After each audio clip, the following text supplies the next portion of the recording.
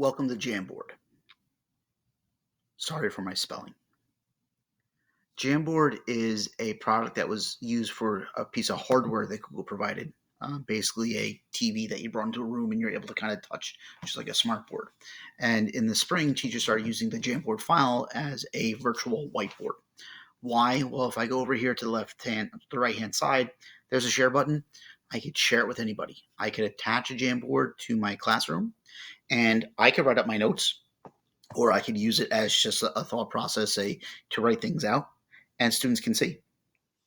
I can allow people to edit the file.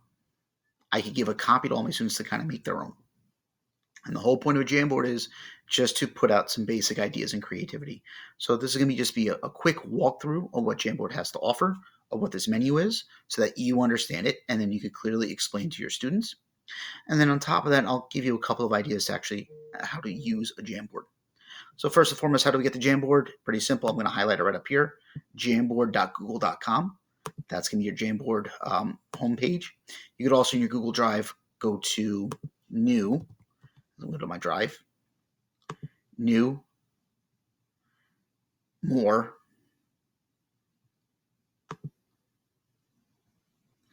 And right here it says Google Jamboard. So either way, New, More, Google Jamboard, or jamboard.google.com. So I made this intro to Jamboard file. Pretty simple thing. I'm going to start here on the left-hand side. You have a pen, a marker, a highlighter, and a paintbrush. Now they're making it simple with the colors and the styles just because it's about putting ideas out there. The creativity is going to be how you kind of merge and mesh and mix these things up a little bit. You have your eraser to erase the board. That's for individual things. If you want to clear an entire frame out, you could clear an entire frame out. So for some reason, if I just decide to go like this and I mess up, oops, clear frame. Or if I want to be a little more precise, erase.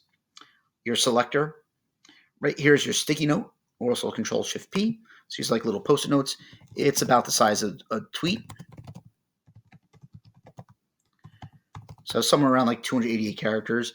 And then you can choose a bunch of different colors. I hit save, cancel. I can drag it around wherever I want to. I can rotate it, make it bigger or smaller. Okay.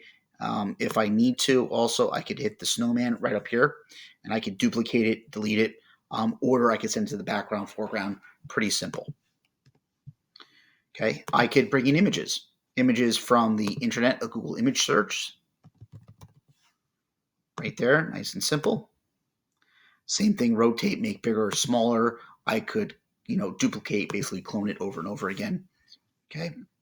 Basic shapes.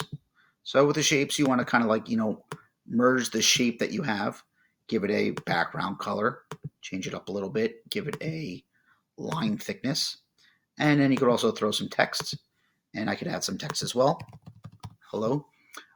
Again, it's meant to be basic. It's not about fonts. It's about getting ideas out there. So imagine this as a giant poster board. When we were back in school and we had to do a poster board presentation, that's what it is. All right. And down here is just a laser pointer. That's for just, drawing focus of things. So, there's a laser pointer. I could circle things and get people's attention to stuff. Okay, as I'm going up top, undo. So if I make mistakes, I kind of go back in time. Redo, put it back together. Zooming in and zooming out. Obviously, I'm a fit. So if I were to go to 100%, you actually get a pretty big area to work with. I have it on fit at 53% for my screen. So you can zoom in and get a little bit more real estate to kind of work with. It does give you basic backgrounds, and I'll show you one or two in a little bit. And that's how Jamboard works. Finally, right up here is our navigation. You can put up to 20 frames on a Jamboard. You can navigate back and forth. When students wind up on a Jamboard, you'll actually see on top their little avatars, so you're going to know who's on what screen. So what I do with my students is I've assigned them, different boards, so I know that they're going to be on that board and they're working. There's no revision history on this. This is just meant for live work. So, basically what I would suggest is that you make a template of your Jamboard, make a copy of it. So then every class that you have, it's their own copy. They're not going to mess up the original board. But with up to 20, you could put a lot of students on this. And I hit the plus button to add boards, or I can sit there, I click on the snowman and just delete a board. That's not necessary for me. So when we look at this board, we could think it this way. Digital storytelling. You're using simple words, simple colors, simple images, and that's going to allow the students to then talk their classmates through their story, brainstorming ideas, a unique way for collaborative note taking on different topics and stuff like that. Um, that's what it is. So you're going to have a lot of options here, and I can't give you as many that are out there, but I think that your own creativity and how you want to use it for your class is going to be fantastic. Could you sit there and while you're making a presentation, ask a student to make a Jamboard on the presentation and they could share with the rest of the class? Absolutely so. That's your collaborative note taking. Could you have this Jamboard and only have 2 or 3 students working on the board and they're highlighting or they're doing things when it comes to text or annotating? Absolutely so. Something like this. Now, when it comes to images, notice I have this image here. All right, we could drag around a little bit. There's no way to anchor images. So if you want to have something that the kids can't really mess around with, I would consider taking a screenshot. So I would do Control Shift and the window switcher key, which is over the number 6 on your Chromebook. Notice my screen went gray. And I just took a screenshot, and then I could just put the image over the background. As of now, I did a text box and an image, but if you want them all together, I would just do a screenshot and then put the image there. But here's an option where you can sit there and, if students have a touch screen, they can use a touch screen, or if they want to use their mouse or, use a trackpad, you could have them sit there and they could be solving the problems and working on the side. So you could have one person do this. So take this one board, copy it 15 times and have your students work on it. You could have one student solve it, give everyone a copy, and they're showing you their work right here. Simple warm-ups or closure activities, little exit tickets.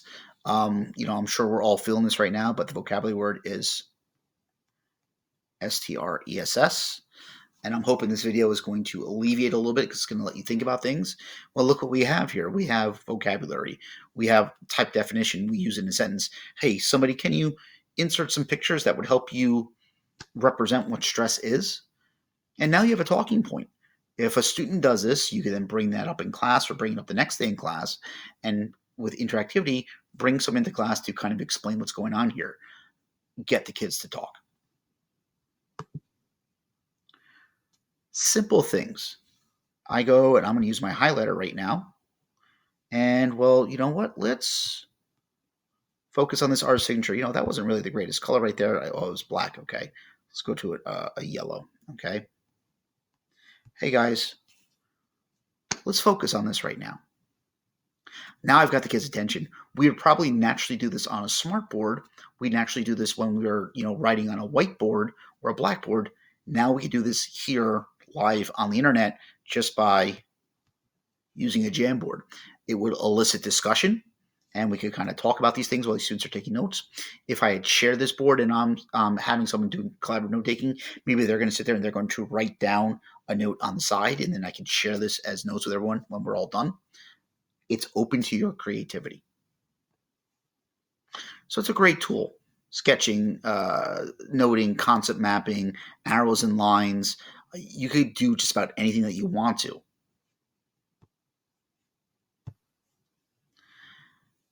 And finally, as we're going through it, here's a cool thing when it comes to the backgrounds. As this is simple backgrounds, we have dots. We have lines for writing. We have grids, both light and dark. Okay, it's nothing fancy here, but hopefully we're seeing a little bit more of we use it for mathematics, a demonstration, and at least what we're going to have here is the opportunity to get the kids to do it, and we could see them practicing their skills, or we could do it ourselves in this flow of thought. We're normally talking, we normally want to write, and that's how it's done. So with our intro to the Jamboard, it's a very, very simple idea. Very, very simple tools on the left-hand side. It's all about your creativity and your ideas of what you want to bring. I feel that with this virtual whiteboard, it's very easy to transfer what we do in the classroom, what we put up on a board, right to here at this virtual whiteboard. And then when it comes to Google Meet, all I'm doing is I'm sharing my screen, or I'm sharing my tab, and they're watching me work on this, going through. Or if I want to, I could share and I could give all the kids a link. I could post that link on the classroom. I could post that link on the chat. I'd highly suggest with your students, walk them through the basics first because it's a sandbox. So anybody can edit anything. So if you don't want anybody ruining things, make sure you show them, you lay some ground rules out, or you give everyone their own copy. Last thing I want to show you, here's all my Jamboard files, is at the end of the day, if I click the snowman right here, I could rename the file. I could download it as a PDF. So if I just want to, I made my notes and I don't want these kids using my Jamboard, download the PDF file and basically everything is there and it can't be manipulated and moved around. Notice what I have here as well. I have a period 3, a period 9, make copies so that one class works on one, another class works on another. And that's how it is. Just to give you an example how I am going to try to use it a little bit when it comes to a discussion about the Declaration of Independence. What I'm going to ask the students to do is the following boards contain the 28 grievances Jefferson identifies as violations of social contract. Find your board. So I'm going to put their names on the board to do work of the 20 grievances. And they're going to have to, with the green Post-it note, explain it in their own words. With a blue Post-it note, try to identify where it's resolved in the Constitution. And with an orange Post-it note, connect it back to a lesson about our 5 aspects of American political culture.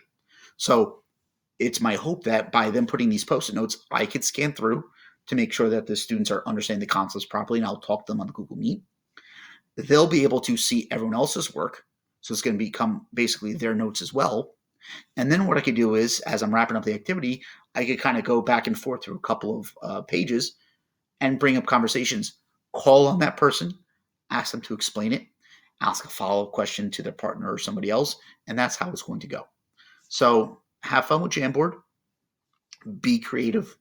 Talk to your colleagues about this, but I think that Jamboard right here, it's a great way to have this interaction with students in a online setting. Have a good day.